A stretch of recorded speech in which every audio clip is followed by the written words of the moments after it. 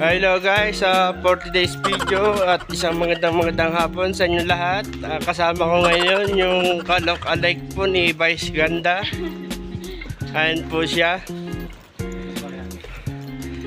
Wala po kami magawa sa bahay kasi sa sobrang init po ng panahon ngayon, kahit dito sa Baguio, grabe talaga ang init.